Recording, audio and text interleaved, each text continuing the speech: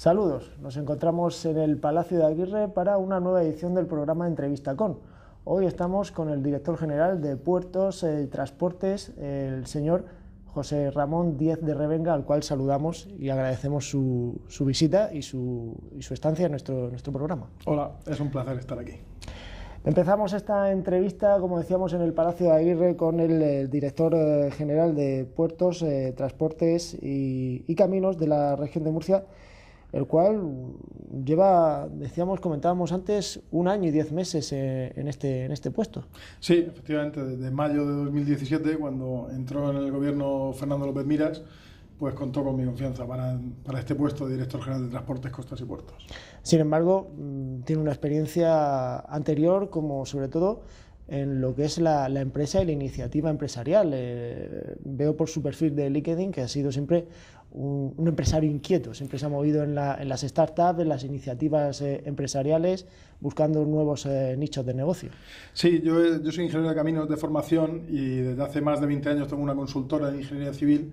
Y cuando llegó esta época tan maravillosa que hemos pasado de crisis, pues tuve que reinventarme, y entonces la parte que más me tiraba a mí, o la parte que más me gustaba, era la parte efectivamente de las empresas de base tecnológica. Pensaba y sigo pensando que son el futuro, y entonces entré a colaborar con varias empresas para aportar la experiencia empresarial que tenía yo.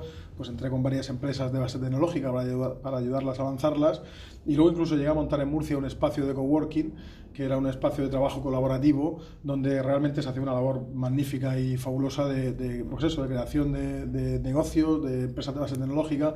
También colaboré con la UPCT, con el Cloud Incubator Hub, y bueno, pues la verdad es que era un mundo maravilloso.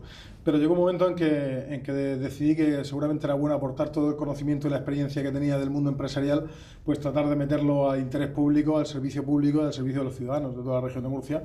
Y cuando me ofrecieron la posibilidad de entrar en el gobierno regional, pues no me lo pensé. Me pareció que era muy interesante pues poder aportar todo ese punto de vista más empresarial a la gestión pública. ¿Y cómo se mezcla lo que es la experiencia en el mundo de la innovación tecnológica, de las startups, con una cosa tan terrestre y tan local como es el transporte, son los puertos? ¿Cómo se hace esa sinergia? Pues realmente no es tan difícil, porque a fin de cuentas se trata de gestionar personas, gestionar proyectos y tratar de ser lo más eficiente posible. Uno tiene unas condiciones de contorno y con esas piezas tiene que hacer cestos, ¿no? Entonces, básicamente los modelos de gestión son muy parecidos. Y además he notado que al cuerpo funcional le viene muy bien una visión de fuera, una visión un poco más fresca, precisamente para aportar ese punto de innovación y ese punto de soluciones o de creación de soluciones que a veces pues eso puede mejorar los procesos que hay en la administración y puede aportar nuevas ideas y nuevas formas de gestionar los recursos públicos de siempre, ¿no?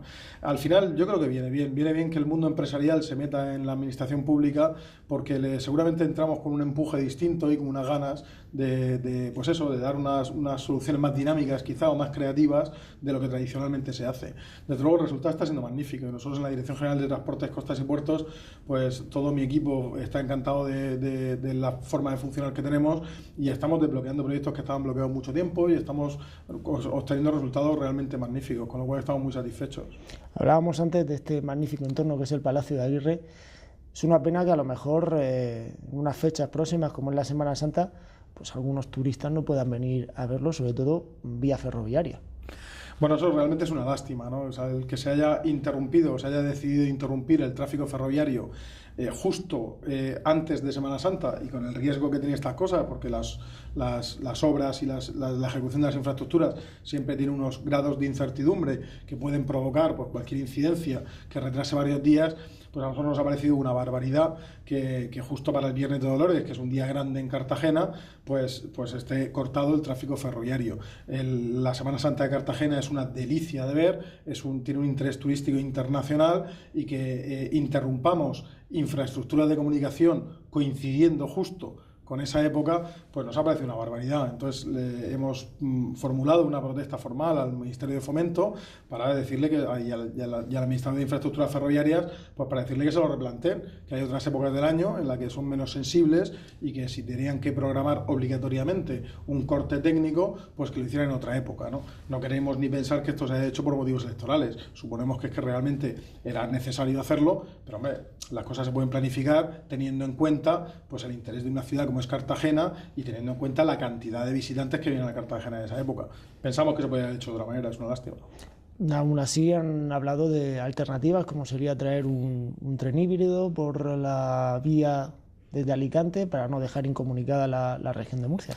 Sí, realmente es que son dos cortes distintos. Hay un corte del tráfico ferroviario que se hace para poner en marcha la variante de Camarillas, que estaba programado para finales de marzo, incluyendo el puente de San José, y ese lo que interrumpía era la conexión de Cartagena y Murcia con Madrid por la vía tradicional. Claro, nosotros lo que decíamos es que habiendo de 500 kilómetros, que es lo que hay en vía ferroviaria entre Murcia y Madrid, hay 497 terminados con un trazado alternativo, que es el trazado de alta velocidad, el trazado que viene por Monforte. Pues nos parecía poco inteligente interrumpir el tráfico sin dar ninguna alternativa. Era más sencillo que ese trazado alternativo, que ya está construido, como digo, 497 de 500 kilómetros, pues ¿por qué no se habilitaba ese trazado alternativo y se impedía la interrupción del tráfico ferroviario? Pero eso era para el puente de San José en la vía de Camarillas. El otro corte que se hace, nos dicen que es un corte totalmente técnico, es un corte que se hace en el Reguerón y que deja sin tráfico ferroviario la conexión entre Murcia y Alicante y entre Cartagena con todo. Y esa es la que se hace justo antes de la Semana Santa. Claro, cualquier incidencia, por pequeña que haya, pues hace que durante la Semana Santa ya estemos de aquí en Cartagena sin tráfico ferroviario. Nos parece una barbaridad. En cualquiera de las dos cosas, tanto en la variante alternativa se podía haber planificado de forma que hubiera un trazado alternativo, por tanto no cortar, y en este corte técnico que se hacía en el Reguerón, pues se podía haber planificado en otra época, hombre, no en verano, que es peor, pero sí a lo mejor en enero o en febrero, que hay bastante menos trasiego de gente, pues haberlo planificado de otra manera, ¿no? Y técnicamente no era posible, como dice, adelantarlo o atrasarlo, tiene que ser en esa época. No, era perfectamente posible y por eso hemos protestado, porque han decidido que lo han hecho así, tenemos la sensación de que lo han decidido sin contar con las necesidades de Cartagena.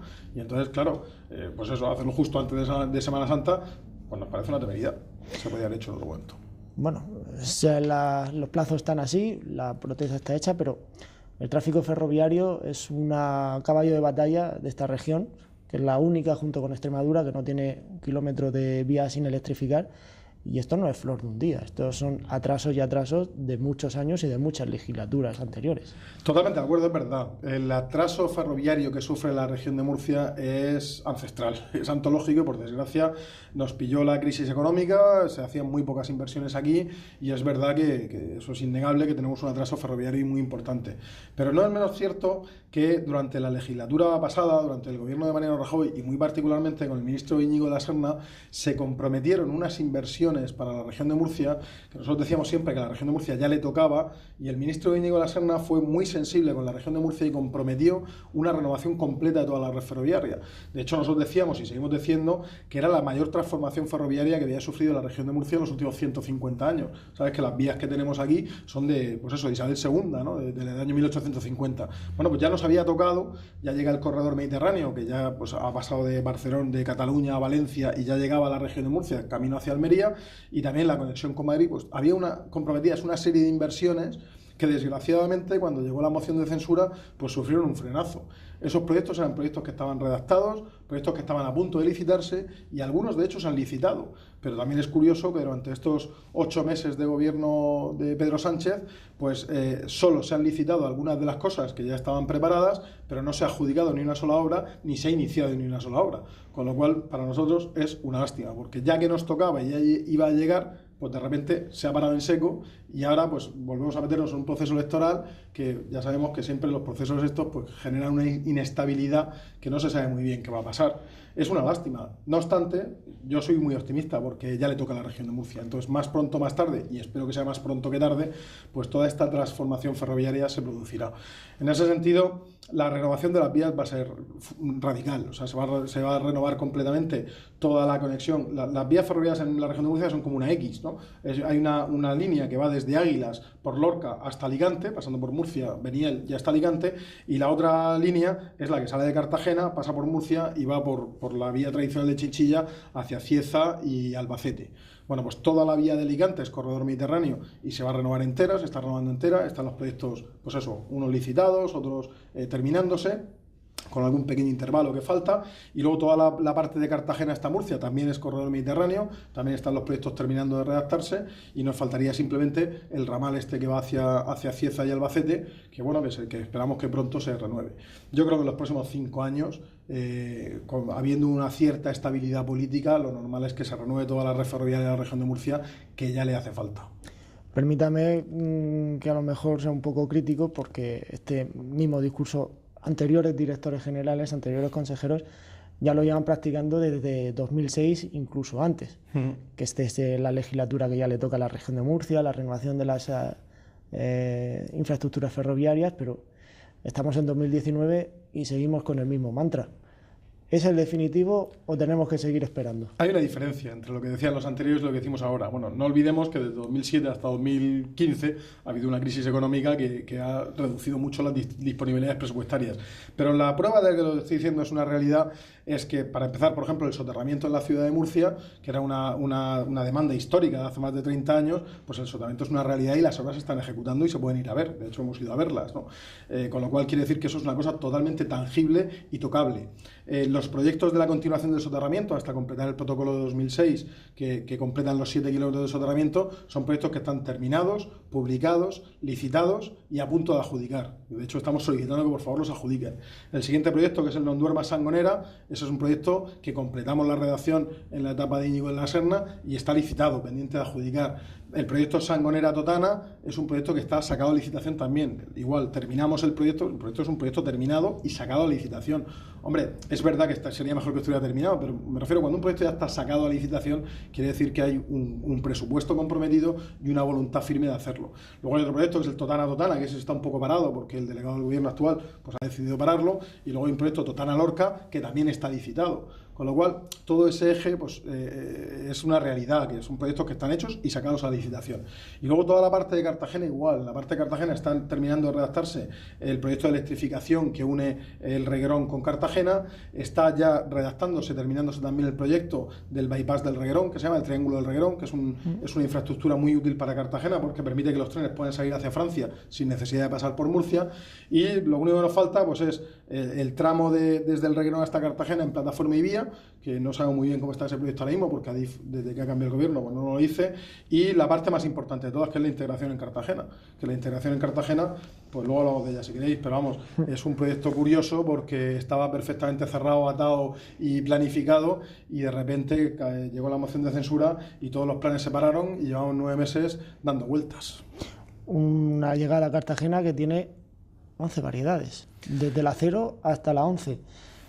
Ustedes apuestan por mantener los protocolos de 2006 con esas modificaciones puntuales para la mejora de las mercancías y de las cercanías, pero la masa de vecinos, la plataforma Pro Soterramiento de Cartagena, abogan por otra vía, que sería el llamado trazado número 5. ¿Dónde está el equilibrio entre 2006 y el trazado 5 que ahora piden mayoritariamente los vecinos de las zonas afectadas? Bueno, la historia de la integración del ferrocarril en Cartagena es la historia de un despropósito. En 2015 empezamos esta legislatura con una solución pactada y consensuada prácticamente con todo el mundo, con los proyectos en marcha y perfectamente viable. Entró un gobierno municipal distinto que decidió tirar a la basura lo que había y cambiarlo. Empezaron a apostar por la llegada a la estación actual de Víctor Beltrí, que bueno, nos parece una solución razonable. En aquel momento incluso se dijo que el soterramiento era innecesario. Pues oye, pues perfecto, ¿no? Si están de acuerdo, pues nosotros lo que queremos y siempre hemos querido es que la alta velocidad llegue a Cartagena lo antes posible y de la mejor manera posible. Pero es que luego cambiaron el bastón del gobierno municipal y de repente deciden que no, que esa llegada en superficie no es válida, habiendo incluso una solución aprobada y los proyectos iniciados, de repente esa solución se deja en suspenso, empezamos a hablar de un soterramiento y de repente se abre un melón por el cual, lo que has dicho, ¿no? Un melón en el que de repente todo el mundo empieza a opinar, hay un rosario de soluciones cada cual más distinta, hasta 11 soluciones distintas, y la realidad es que ahora mismo, a día de hoy, pues todavía no sabemos cuál es la solución de integración de la alta velocidad en Cartagena. Nosotros desde el gobierno regional siempre hemos apostado por lo mismo, que es el protocolo de 2006. El protocolo de 2006 propone una llegada de la alta velocidad a Cartagena en el trazado de la vía actual, porque es mejor no salirse de ese trazado, porque fuera de ese trazado pues nos encontramos muchos problemas, en el sentido de que hay zonas contaminadas, hay zonas urbanas, hay afecciones indeseadas, hay expropiaciones de terrenos. Pues preferimos el corredor que hay, con un soterramiento de 800 metros y una llegada, que en eso sí estamos de acuerdo, una llegada a la estación de la Plaza de México, que es una estación seguramente la más bonita de la región de Murcia. Pues poner en valor esa estación nos parece bien. ¿Cuál es nuestra gran lástima de esto? Pues la lástima es que llevamos 9 meses dando vueltas y la verdad es que a día de hoy todavía no sabemos muy bien hacia dónde vamos. Y eso es pues, por una indefinición de la corporación municipal que nos está haciendo perder un tiempo que es precioso. Yo creo que los ciudadanos de Cartagena se merecen una alta velocidad, porque sobre todo hay una cosa que me gusta mucho destacar muchas veces, y es que lo más importante de la alta velocidad y de las vías del siglo XXI no es tanto que la gente pueda ir a sitios, sino que una ciudad tan potencialmente atractiva como es Cartagena, con este teatro romano, con esta arqueología subacuática, con este puerto, pueda atraer a visitantes. Si realmente Cartagena está conectada con Madrid en menos de 3 horas y está conectada con Valencia y Barcelona en menos de 4 horas, pues pensamos que podrían multiplicar las visitas de gente que viene a Cartagena. Y eso no nos olvidemos que es generación de actividad económica, generación de empleo y generación de turismo. Y eso es fundamental para una ciudad como esta. Con lo cual, por eso nosotros siempre estamos tratando de proponer la solución que sea más rápida, dentro de lo que, por supuesto, no moleste a los vecinos y sea una solución compatible. Pero técnicamente es relativamente sencillo esto, no es tan complicado. Lo que es complicado es cuando empezamos a abrir melones, a no tomar decisiones, a preguntar a todo el mundo, que está bien preguntar, pero preguntar sin tomar decisiones pues no nos lleva a ninguna parte.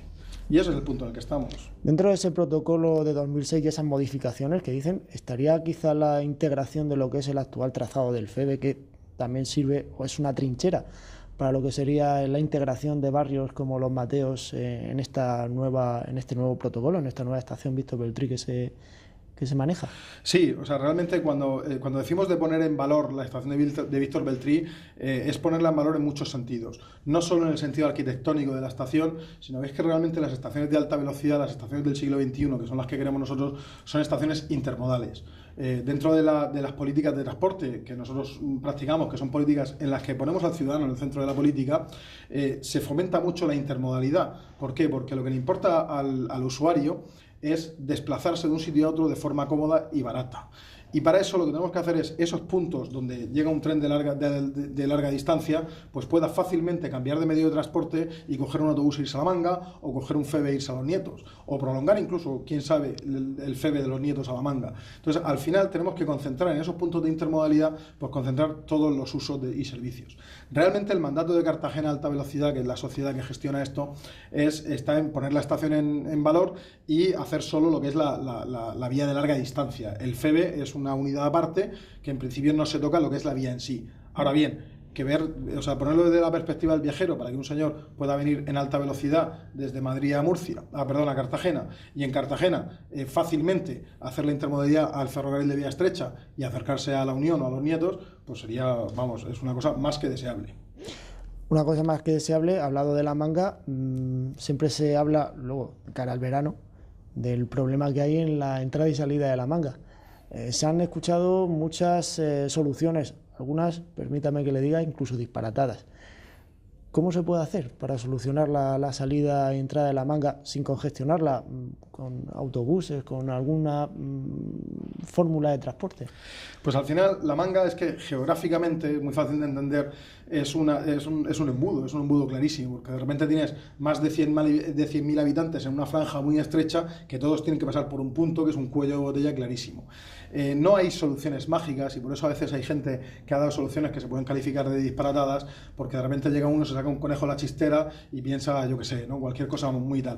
Realmente hay soluciones técnicas que no son tan complicadas, son menos espectaculares, pero son mucho más útiles, que son un poco las que estamos planteando nosotros en el nuevo modelo de transporte de la región de Murcia, que consisten básicamente en actuar en varios frentes a la vez. Por un lado, nosotros abogamos mucho por la permeabilidad transversal, es decir, por hacer una intermodalidad marítimo-terrestre en el Mar Menor, de forma que un señor de Madrid que vaya a La Manga pueda venir en autobús hasta San Pedro del Pinatar, en San Pedro del Pinatar tenerlo cómodo para subirse a un ferry que cruce al Tomás Maestre, y en el Tomás Maestre cuando se baje que tenga un autobús que lo lleve a su apartamento. Eso es relativamente sencillo. Y como eso, pues mucho más, que haya líneas desde Los Alcázares, desde San Javier, desde la Ribera, y así parte de los trayectos nos los quitamos con transporte público de forma transversal.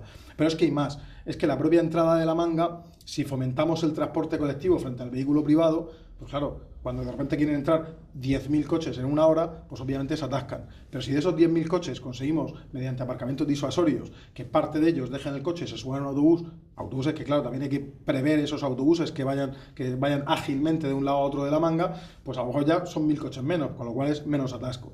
Pero es que además, si conseguimos fluidificar toda la Gran Vía de La Manga a día de hoy está muy interrumpida el tráfico y eso provoca atascos. Está interrumpida porque cada vez que alguien quiere cruzar, pues le da el botón, se pone el semáforo en rojo y se tira medio minuto en rojo, pues es medio minuto que los coches, a lo mejor el peatón cruza en 10 segundos, por los otros 20 segundos están todos los coches parados. Bueno, pues si eso lo hacemos de otra manera, que sea más fluida, pues mejor. Cuando hay un autobús, ahora mismo, a día de hoy no tienen sitio donde apartarse los autobuses, pues si les hacemos unas bahías para apartarse, el autobús no interrumpe el tráfico.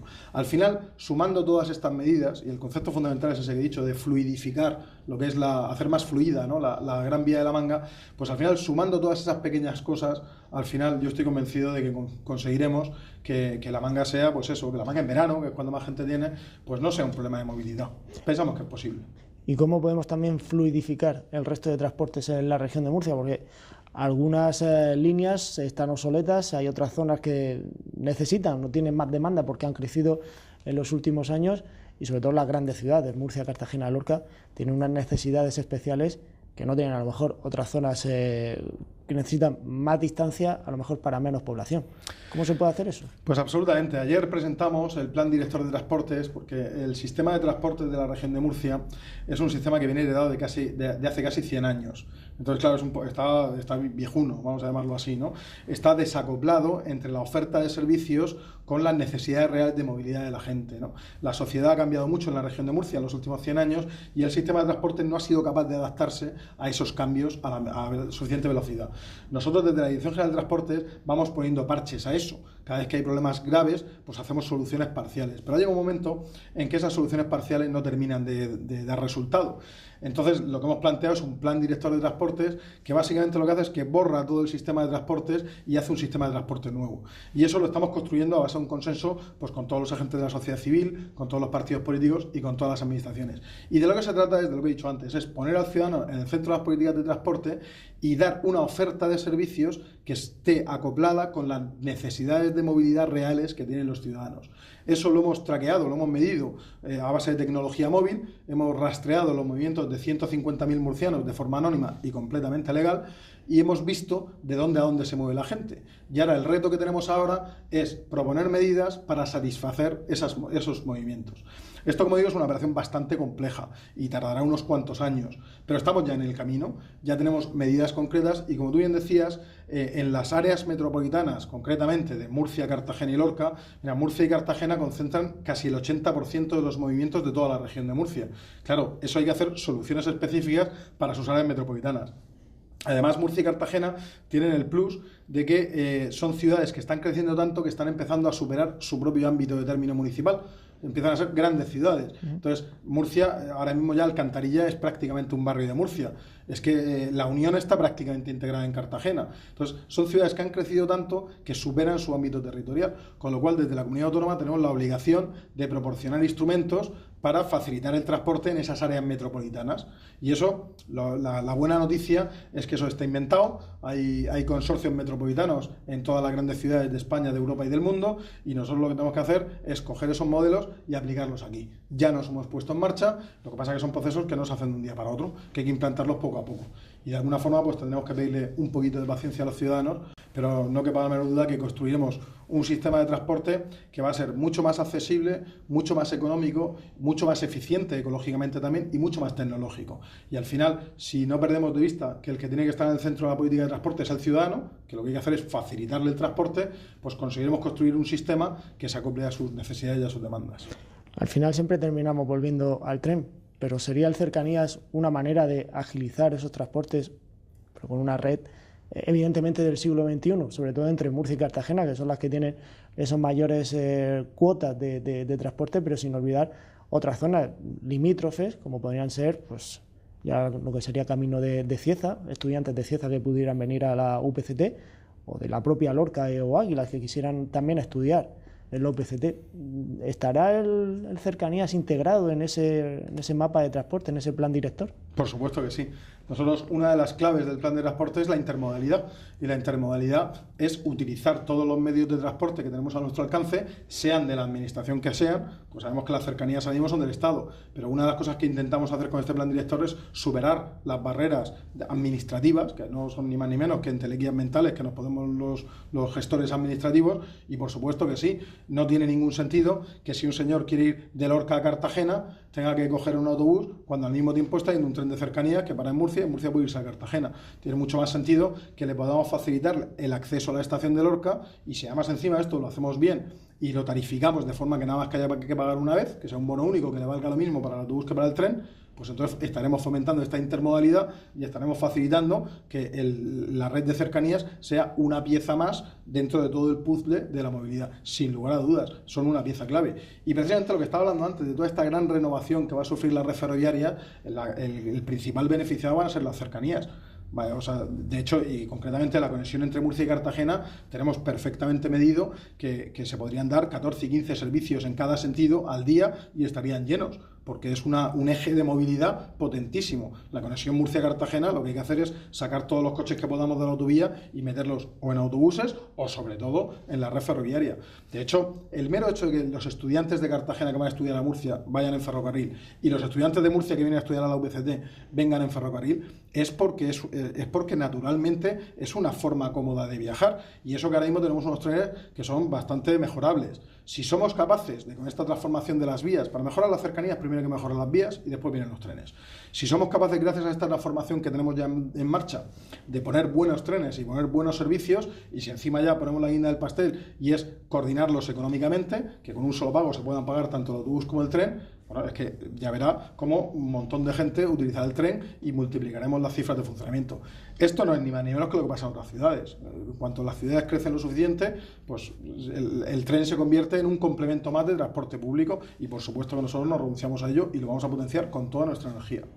Vamos a intentar dejar de hablar de trenes, vamos a ver otro de las competencias que son los puertos. Hablaba antes en ese plan del Mar Menor, el 365, de coger un ferry, comunicar ferry, San Pedro con La Manga, las zonas de la laguna costera. ¿Sería posible que el barco o el ferry pudiera funcionar a modo de autobús para el transporte de turistas, sobre todo, que quieran venir a La Manga? Absolutamente, de turistas y de ciudadanos. Realmente, si el objetivo que buscamos es fomentar la desestacionalización, tenemos que dotar al ciudadano de herramientas para poder hacerlo. Y la accesibilidad es una de ellas. Ya hay un ferry que cruza desde la Ribera hasta el Tomás Maestre, y en la época estival va lleno hasta arriba. La idea es ir estirando la temporada en los dos sentidos, o sea que en vez de empezar el 1 de julio o el 15 de julio hasta el 30 de agosto, pues ir acrecentándolo para que empiece primero en junio hasta septiembre, después en mayo hasta octubre, ir estirándolo y dotar de ese servicio de transporte. En el momento, pero por supuesto como si fuera un autobús pero marítimo, y además si lo hacemos ecológico y ecoeficiente, muchísimo mejor, eléctrico o solar. Eso se puede hacer perfectamente, hay tecnología de sobra para hacerlo. Esa es nuestra visión. Nuestra visión es precisamente esa, que la gente, cuando un señor diga, oye, yo voy a ir al kilómetro 8 de La Manga, no se plantee coger el coche y darle toda la vuelta al Mar Menor, sino que se plantee ir a este lado del Mar Menor, coger un ferry, cruzarse, y es 1000 veces más cómodo, seguramente más barato y desde luego más seguro. Sí, porque el paso norte de La Manga nos olvidamos.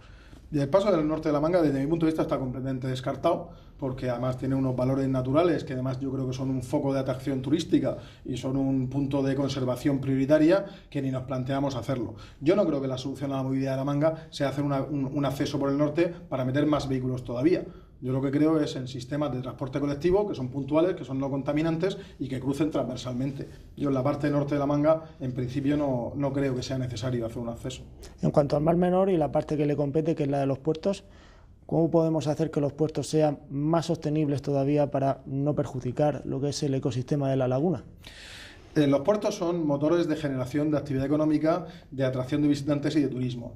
Y además, a la gente de los puertos deportivos son todos amantes de la mar, Con lo cual, los puertos deportivos, pese a lo que mucha gente cree, son grandes conservadores del ecosistema marino. Son gente muy concienciada y que están muy por la labor, porque a fin de cuentas son los que más lo disfrutan, son los que hay gente que es capaz de salir un miércoles de febrero a navegar, como hoy, a navegar, y esa gente quiere el mar limpio y lo quiere cuidado. Entonces, realmente los puertos deportivos son puntos muy ecológicos.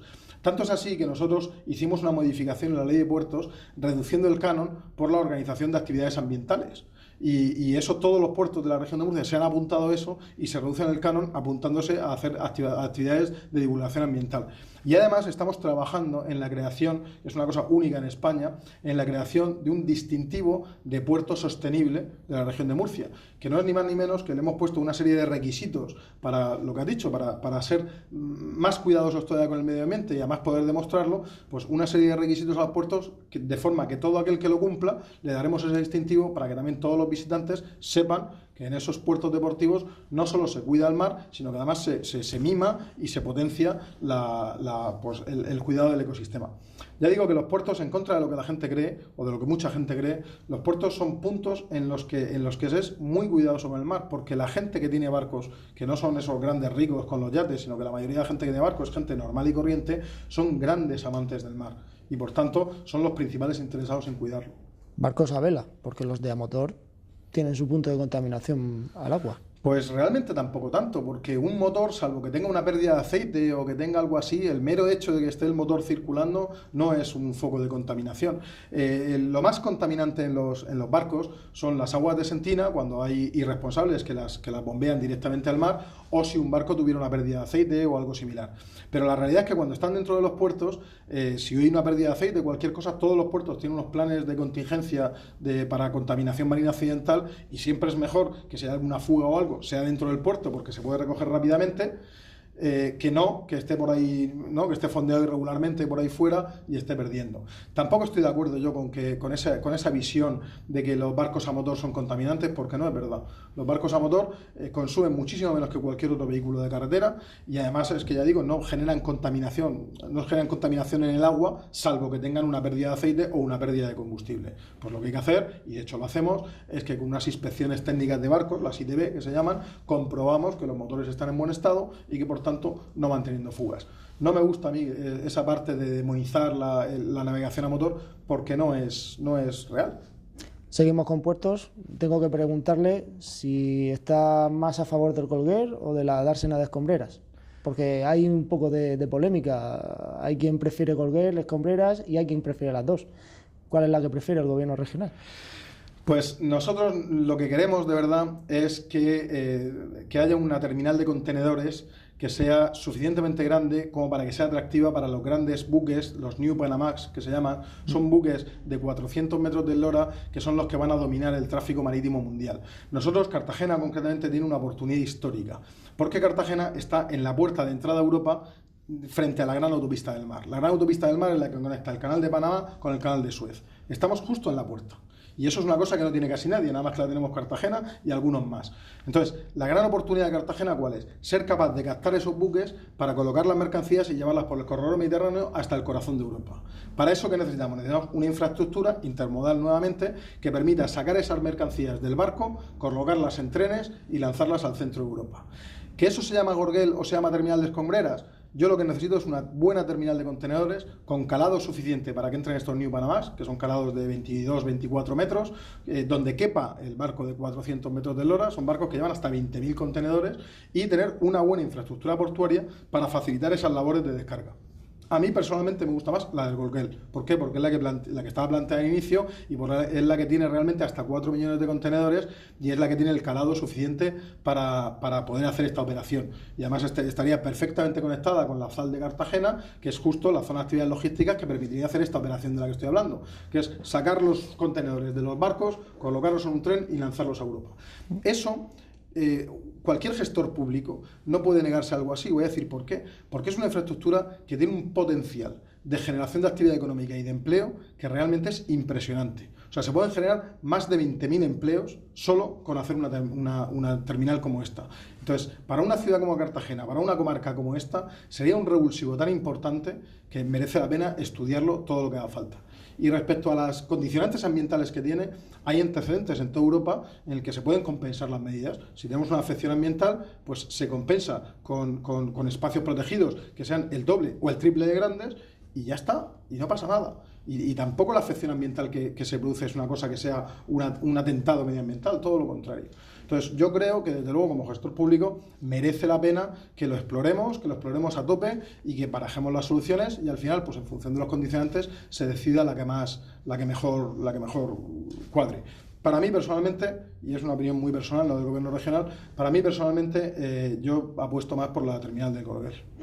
Terminal del Gorguer que gusta a los empresarios de Cartagena, pero al otro lado de la bahía, por así decirlo, en la Unión no están muy conformes por ese proyecto que llevan de regeneración de la bahía de Portmán. ¿Son compatibles Gorguer y el puerto deportivo de Portmán, que está preparado, está también contemplado en la regeneración de la bahía? Son absolutamente compatibles, son dos bahías que están una al lado de la otra y realmente en las simulaciones que tenemos del puerto del Gorguer, desde la bahía de Portmán se ve una esquinilla pequeña, o sea, realmente tampoco es que hay una gran afección en ese sentido.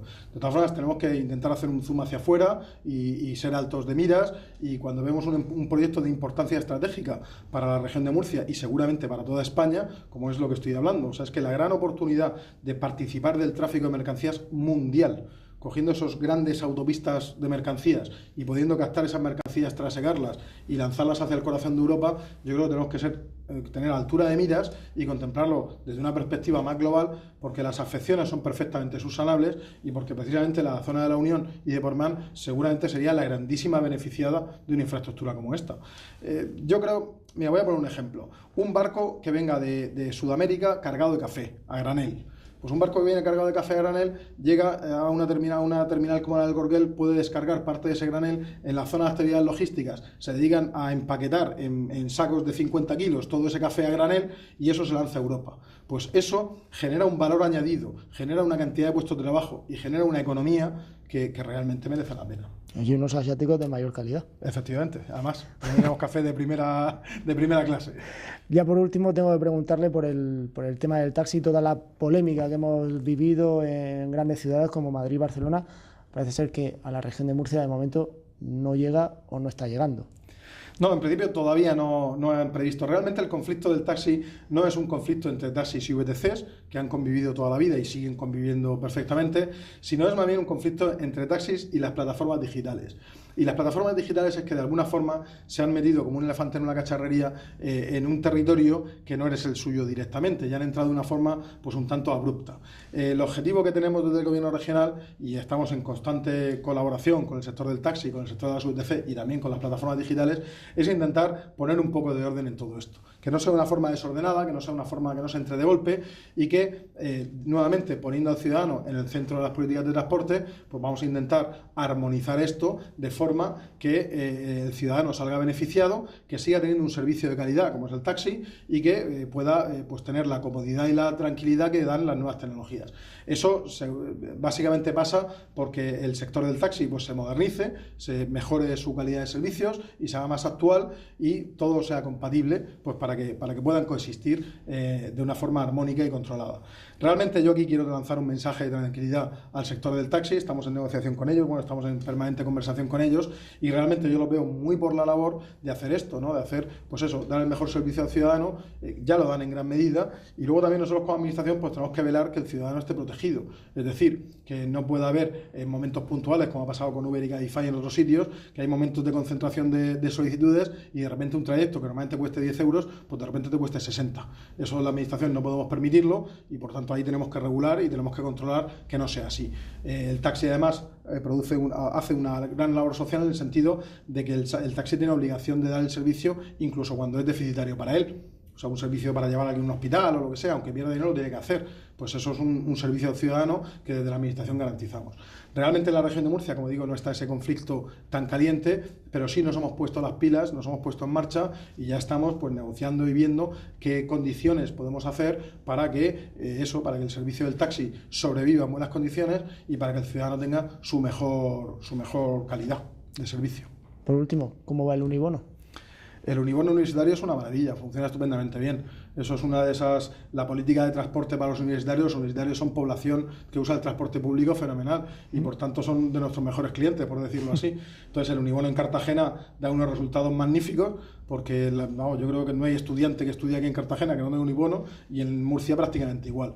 Realmente lo que nos estamos planteando para la siguiente legislatura es ver de qué forma ampliamos esas coberturas universitarias a otros puntos, porque ahora mismo los unibonos son para las zonas urbanas y lo que nos gustaría es que abarcaran a toda la población universitaria.